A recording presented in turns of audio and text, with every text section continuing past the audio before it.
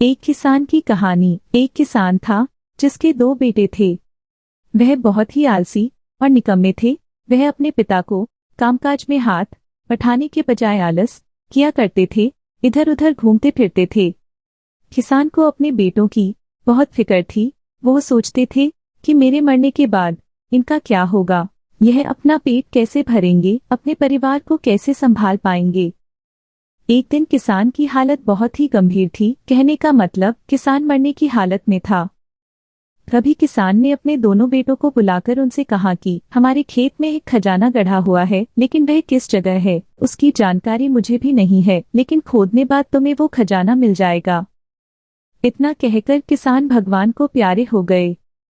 खजाने की खबर सुनकर दोनों बेटों के मन में लालच आ गया और वो दोनों खेत पर चले गए और खेत को खोदने लगे। खजाने के लालच में कुछ ही दिनों में पूरे खेत को खोदने के बाद वह घर जाकर बैठ गए और वह अपने पिता को कोसने लगे। इसी तरह कुछ महीने बीत गए और वर्षा ऋतु का आगमन हुआ।